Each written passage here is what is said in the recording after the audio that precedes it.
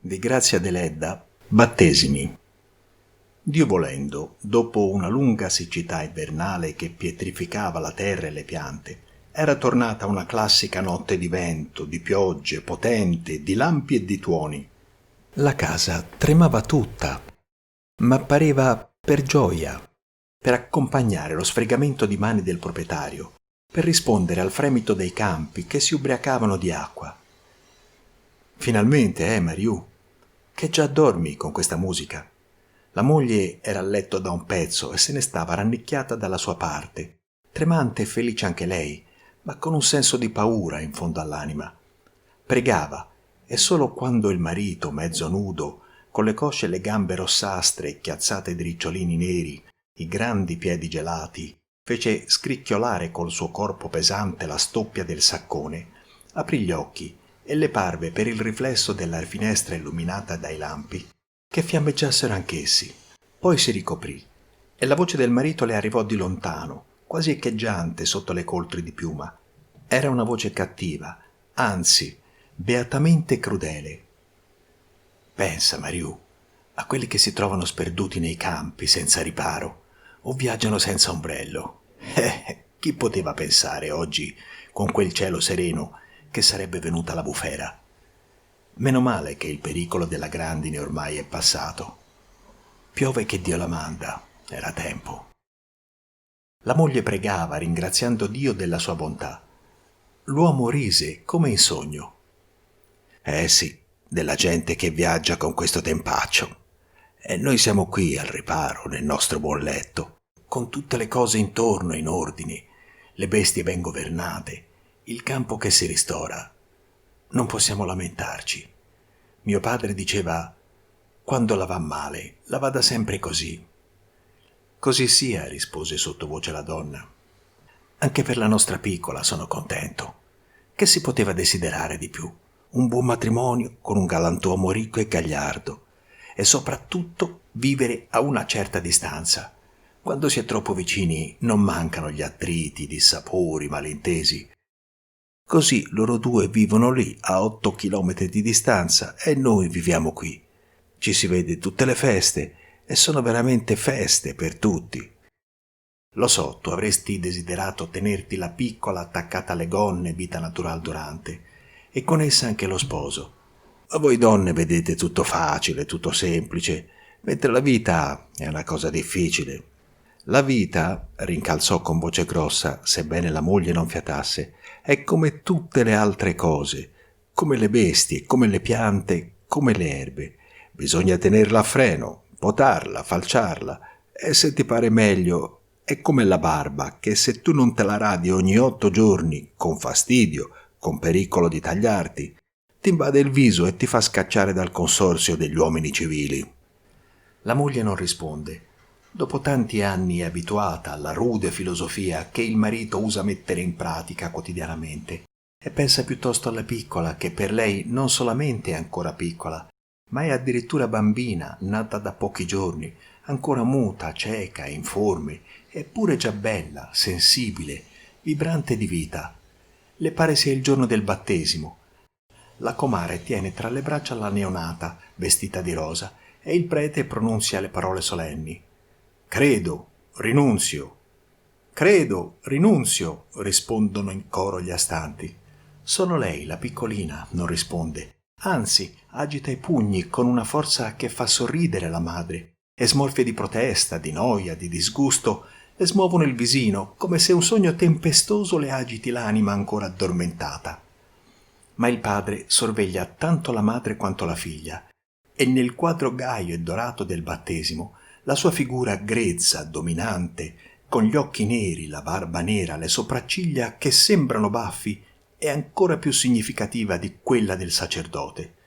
Lo stesso cipiglio riappare sul viso di lui, sollevatosi sulle coltri, quando tra il fragore della bufera si sentì picchiare alla porta. La moglie, che si era già assopita, non si dava pena. Chi sarà? Chi non sarà? Forse un vicino che ha urgente bisogno di qualche cosa? Forse uno dei problematici disgraziati viandanti senza rifugio, dei quali parlava poco prima il marito? Penserà lui, il marito, a rispondere. Egli infatti, solitamente silenzioso, si era già buttato dal letto, aveva acceso il lume e si vestiva, e lo faceva non con troppa fretta, quasi anzi con ostentata lentezza, come per darsi il tempo di preparare una risposta al visitatore importuno. Ma il cuore gli batteva forte riecheggiando i colpi alla porta e le dita gli tremavano nel cercare i bottoni del vestito. Questo suo silenzio, questo suo esitare, impensierirono la donna. Qualche ombra le passò nella mente ed anche il suo cuore si destò quasi mugolando. La sua testa d'oro e d'argento affiorò sui guanciali e le coltri, come uscendo da un'onda schiumosa. Gli occhi grandi e azzurri di bambina spaventata cercarono invano quelli del marito. Egli già lasciava la camera, portandosi via il lume. «Signore, signore!» invocò la donna e stette ad ascoltare, nel caos della bufera, del letto scoperto, dell'agitazione del suo cuore. L'uomo giù doveva aver aperto la porta perché non si sentiva più bussare e doveva adesso parlamentare nell'ingresso col visitatore importuno perché non tornava su. La moglie si sollevò a sedere, tendendo meglio le orecchie, ma solo il rumore della tempesta gliele feriva e le pareva che la pioggia fredda e furibonda le penetrasse fino al cuore e non osava muoversi oltre con un senso di terrore e panico. Ma un grido salì dalla strada, fece tremare la camera e la illuminò con la luce della folgore. «Mamma!»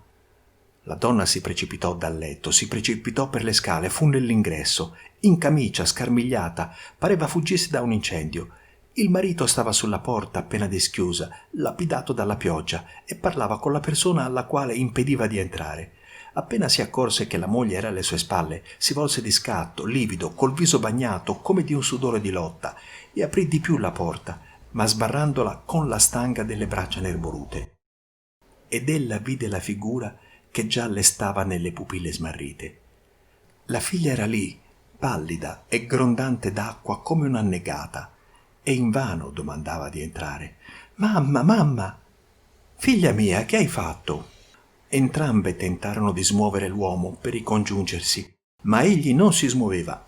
Anzi, adesso aveva ripreso la sua aria di beffa crudele e pareva prendesse gusto alla lotta. «Mamma, mamma, sono fuggita di casa perché lui mi ha parlato male. Non voglio più stare con lui, voglio tornare a casa. Sono fuggita a piedi, così, così».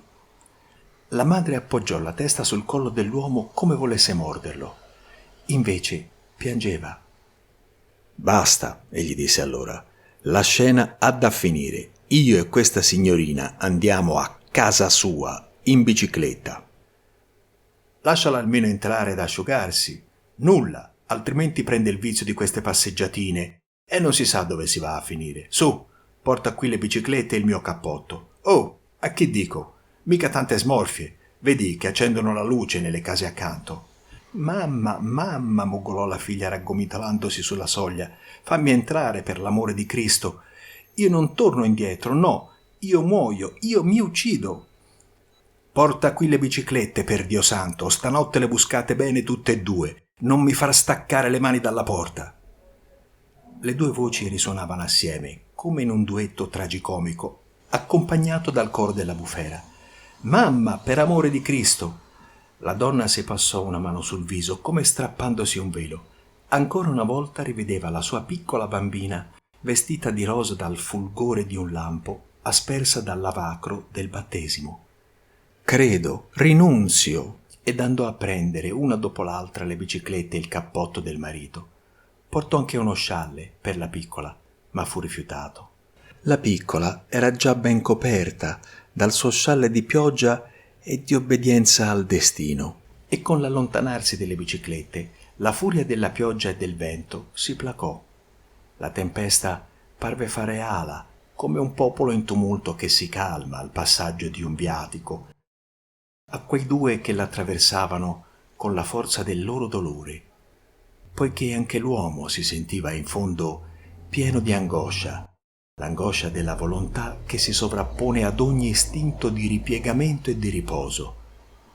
Ma quando furono nella casa degli sposi e questi si riconciliarono Un po' per amore, molto per il dominio inesorabile che ormai li teneva, egli, senza volerlo, senza neppure saperlo, si sentì vicino ai grandi primi uomini che con la violenza avevano creato le leggi per i loro simili.